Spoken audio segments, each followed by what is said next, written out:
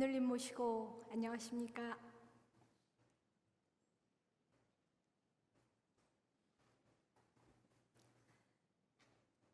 고덕 164년의 마지막 날입니다. 올 한 해도 수고하셨습니다. 가까이에 계신 모든 우리 동덕님들, 그리고 해외에 계신 모든 분들께도 안부를 여쭙니다. 새해 첫날 심고드렸던 많은 계획들은 얼마나 이루셨는지요? 이루어낸 결과뿐만 아니라 매일매일 살아낸 일상들도 소중합니다.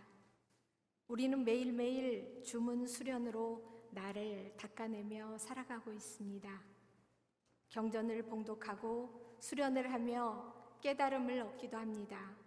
하지만 그 깨달음이 계속가지는 않는 것 같습니다. 깨끗한 새 옷을 입고 기분이 좋아지기도 하지만 새 옷도 계속 입다 보면 더러워져서 빨아야 하듯이 마음에 낀 감정의 얼룩도 계속 닦아내는 노력을 해야 합니다. 우리 마음은 일상 속에서 자주 얼룩이 집니다.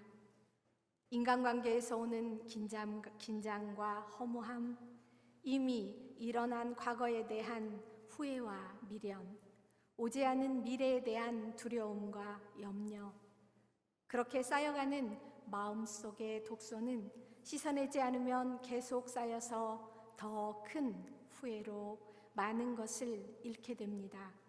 그래서 우리는 끊임없이 닦아내며 살아가고 있습니다. 한 해 동안 열심히 살아내셨을 한 분 한 분께, 그리고 스스로에게 토닥토닥 감사와 격려를 보내드립니다. 우리는 천도교를 믿고 수련을 하며 스승님 말씀에 따라 실천을 하기 위해 노력을 하는데요. 그 이유를 가만히 생각해 보면 결국 나의 마음을 공경하고 나의 행복을 위한 것이라는 것을 알 수 있습니다. 나를 진정으로 공경하고 위하다 보면 저절로 나와 너의 경계를 넘어 모두를 공경하며 살아가게 될 테니까요. 내 한 몸이 꽂히면 온 집안이 바로 봄이 되는 것이지요. 그래서 오늘 설교 제목은 대신사님의 법설 동경대전 우음에 한 나무에 꽃이 피면 온 세상이 봄이로다로 정해보았습니다. 나를 평안하게 하여 내가 꽃이 되어 세상을 밝게 밝혀 봄이 오도록 하기 위해서 어떻게 살아야 할까요? 오늘은 스승님들의 말씀 중 해월 신사님의 말씀 삼경에서 그 답을 찾아보고자 합니다. 오늘의 경전 봉독은 삼경이었습니다. 우리 모두 너무 잘 알고 있는 말씀인데요. 하늘님을 공경하고 사람을 공경하고 만물을 공경하는 삼경의 말씀입니다. 먼저 경천에 대해 생각해 보겠습니다. 저는 평일에 출근을 하기 위해 아침 6시 50분경에 집에서 나오는데요. 지난 일주일 동안에 자연의 커다란 변화를 느꼈답니다. 아침마다 하루가 다르게 일찍 밝아오는 햇살을 느낄 수 있었습니다. 와, 동지가 지나고 나니 이렇게 아침이 빠르게 밝아지는구나 생각을 했습니다. 한순간도 쉬지 않는 하늘님의 은덕입니다. 하늘님의 은덕에 감사하기 위해 우리는 매 순간 하늘님께 신고를 합니다. 해월 신사님께서 내수도문에서 말씀하셨지요. 잘 때 잡니다. 일어날 때 일어납니다. 방아 찌으러 갈 때 방아 찌으러 갑니다. 정하게 찌은 후에 몇 대 찌었더니 쌀 몇 말 몇 대 났습니다. 고하옵소서. 매매사사, 일용행사, 매 순간 심고하라고 당부하고 계십니다. 왜 그러셨을까요? 매 순간 하늘님 은덕을 기억하라는 당부셨으리라 생각합니다. 또 한편으로 지금 이 순간에 집중하라는 당부가 아니셨을까 하는 생각도 해보았습니다. 우리는 지금에 머무르지 않고 오지 않은 미래의 걱정과 과거에 대한 후회 속에 머무르는 때가 많은데요. 걱정과 후회 속에서는 하느님을 모신 내 마음을 공경하기가 어렵습니다. 요즘 저는 염려하는 마음이 생기려 하면 집중해서 심고를 합니다. 하느님, 일어납니다. 머리를 빗습니다. 세수를 합니다. 화장을 합니다. 하나의 행동마다 쉼 없이 심고를 합니다. 출근합니다. 집을 나섭니다. 운동화를 신습니다. 오른쪽 운동화, 왼쪽 운동화를 신습니다. 길을 걷습니다. 오른발, 왼발, 오른발, 왼발. 승강장에 갑니다. 전철을 탑니다. 쉼 없이 심고를 합니다. 그리고 움직이지 않을 때에는 호흡에 집중하며 심고를 합니다. 들숨, 날숨, 들숨, 날숨. 심고를 하며 숨이 들어올 때 끝까지 집중하여 숨을 들여 마시고, 날숨을 내쉴 때에도 온 숨이 다 나갈 때까지 나가는 숨에 집중하고, 그러면서 시천주 하느님 고맙습니다 하고 심고합니다.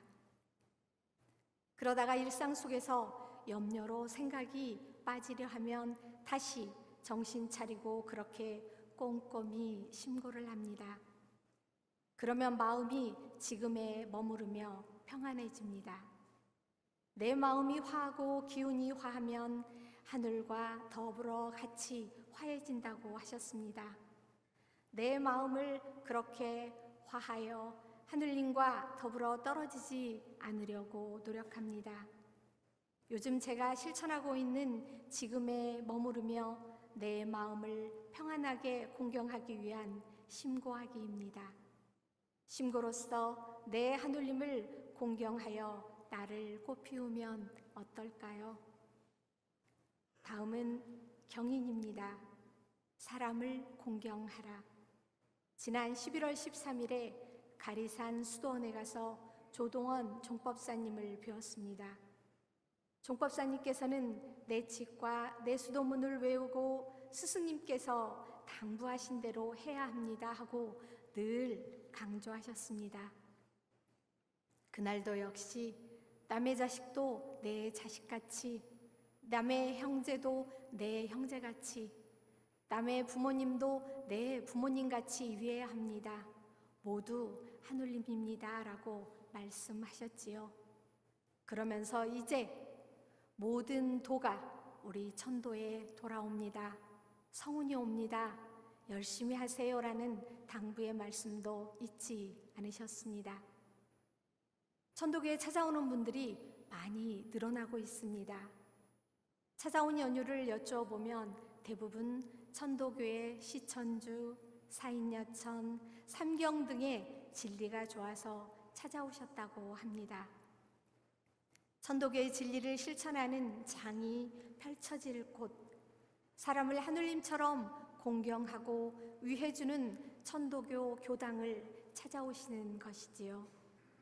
종법사님 말씀처럼 내 자식처럼, 내 부모님처럼 그렇게 대하면 서로 마음에 상처가 되지 않는 사인여천을 실천하는 장이 될 것입니다. 해월신사님께서 대인전물에서 이런 말씀을 하십니다. 사람을 대할 때 언제나 어린아이같이 하라.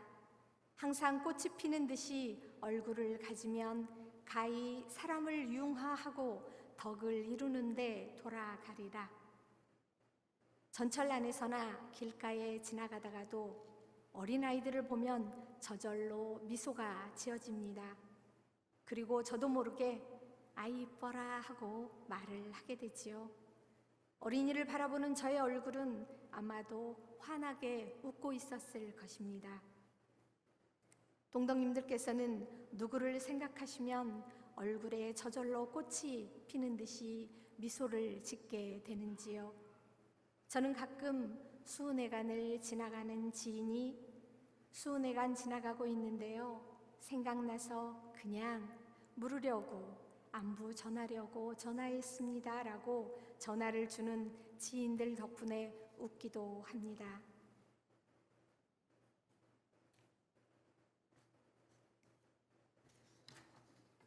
그리고 부모님이나 자식들과 통화할 때도 많이 웃어 얼굴에 꽃이 핍니다. 힘이 들 때 친구의 응원 메시지로 마음에 펑 하고 불꽃을 피우듯이 마음이 환해지기도 합니다. 무엇보다 곁에서 함께 의지하고 응원하고 신뢰하며 일을 하는 분들이 있어 얼굴에 꽃을 피우게 됩니다. 모두 모두 고맙습니다. 동덕님들께서는 누구와 함께 무엇을 할 때 얼굴에 꽃이 피는지요? 만일 내 얼굴을 내가 볼 수 있다면 좀 더 많이 웃고 밝은 모습을 보일까요? 가만히 생각해 보면 상대방의 얼굴이 곧 나의 얼굴일 수도 있겠다 생각합니다. 상대방이 웃고 있다면 아마도 내 얼굴도 웃고 있을 것이고, 상대방이 인상을 쓰고 있다면 내 표정도 인상을 쓰고 있지 않을까 싶습니다. 바꾸어 생각하면 내가 먼저 웃고 있으면 상대방도 웃고 있겠지요. 우리들은 상대방 덕분에 웃기도 하지만 상대방 때문에 힘들기도 하는데요. 사람은 누구나 상대에게 판단받는 존재가 아니라 이해받는 존재이고 싶습니다. 판단은 상대방에 관한 단정이나 선입견을 의미합니다. 그 사람은 좋은 사람, 나쁜 사람, 그 사람은 괜찮다, 별로다, 당신은 이래야 한다, 그 사람과는 어울릴 수 없다. 이러한 단정과 선입견은 상대가 문제라는 판단이 숨어 있습니다. 이러한 판단은 내가 전적으로 옳다는 생각에서 나옵니다. 또 자신이 우월하다는 인식이 깔려 있을 때에도 이해하고자 하는 마음보다 판단이 앞섭니다. 능력이 있다는 것은 그만큼 남을 위해 이바지할 수 있다는 뜻이기도 하지요. 사인여천을 위해서 힘써야 할 것은 판단을 내리는 대신 상대방을 이해하는 것입니다. 자신의 판단으로 자신이 최선이라고 생각하는 방향이 아니라 상대방을 잘 이해하고 존중과 배려를 담아 상대방에게 필요한 최선의 방향을 생각하는 마음가짐이 바로 공경이라고 생각합니다. 서로 이해하고 격려하며 서로를 공경하는 만남의 장소인 천도교 교당이 되면 좋겠습니다. 그 교당에 있는 우리들은 모두 꽃처럼 환하고 밝은 마음으로 주변을 밝힐 수 있겠지요. 셋째는 경물입니다. 만물하면 사람을 포함한 모든 것이라고 할 수 있습니다. 얼마 전에 박문호 박사의 빅 히스토리 공부라는 책을 읽었습니다. 그 책의 첫 장의 제목은 이 우주 모든 것은 서로 연결되어 있다입니다.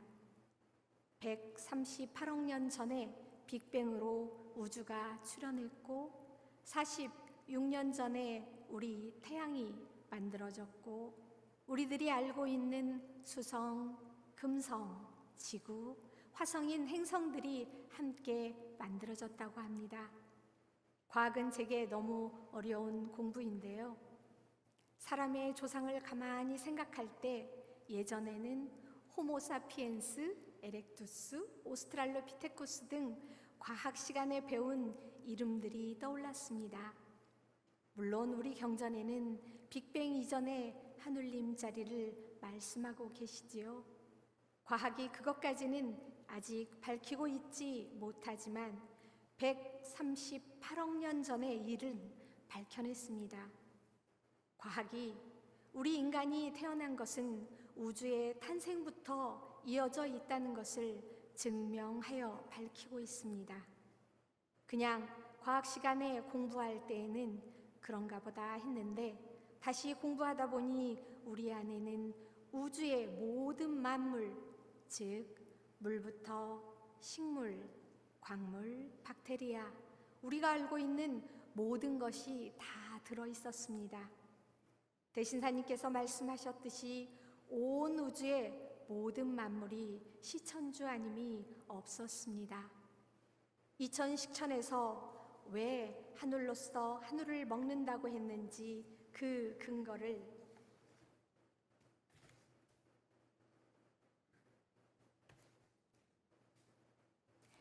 이제 과학에서 다 밝혀놓고 있습니다. 해월신사님께서 왜 어린아이가 남학신을 신고 걸어갈 때 스승님 가슴이 아프다 하셨을까 이해하게 되었습니다. 땅도 하늘도 그 안에 있는 모든 것이 내 안에도 있다는 것을 아셨기에 스승님께서 그렇게 아파하셨겠구나 알게 되었습니다. 우리가 어떻게 살아가야 하는지 다시 생각하게 됩니다. 지금 내 곁에 있는 모든 것들은 나를 살린 부모이기도 하고 또 언젠가는 내가 그들의 부모로서 돌아가야 한다는 생각을 합니다. 우리들은 몸을 가지고 태어난 이상 한순간도 멈춤 없이 하늘을 받아들이고 또 바깥으로 하늘을 내보내며 살아야 합니다. 숨도 마찬가지입니다. 스승님께서 말씀하신 내유 신령과 외유 기화로서 살아가는 것이지요. 우리들이 풍요롭게 살 길은 주변의 만물을 돌보고 내 곁의 하늘과 함께 울고 웃는 순간에만 열린다는 것을 알 수 있습니다. 인간의 욕심이 지나치지 않도록 경계해야 합니다. 우리들은 자연과 서로 주고받으며 살아갑니다. 받으려는 마음이 나누려는 마음을 압도하는 탐욕으로 가지 않도록 늘 우리들의 마음을 살펴야 할 것입니다. 사과 하늘이 한 알이 그리고 배추 한 포기가 김치가 내 입으로 들어오기까지 어떤 일이 일어나는지 우리 천도교인들은 늘 생각해 보면 좋겠습니다. 누가 심었는지, 어떤 햇빛과 바람을 맞으며 자라났는지, 그리고 우리에게 어떻게 왔는지, 누구와 함께 먹는지, 하늘로서 하늘을 먹고 있다고 생각하며 감사히 먹고 있는지 생각해 보면 어떨까요? 우리들이 살아가는 이 공간이 우주와 함께 이어져 있으며 공생관계로 살아가는 존재임을 늘 기억해야 합니다. 과학에서는 이미 이 우주가 서로 연결되어 있으며 우리의 생각 하나가, 나의 생각 하나가 온 우주에 영향을 미치고 있다는 것을 증명하여 사실임을 알려주고 있습니다. 공경하는 동덕 여러분, 나의 한 생각이 우주에 영향을 미치는 그 생각, 지금 어떤 생각을 하고 계시는지요?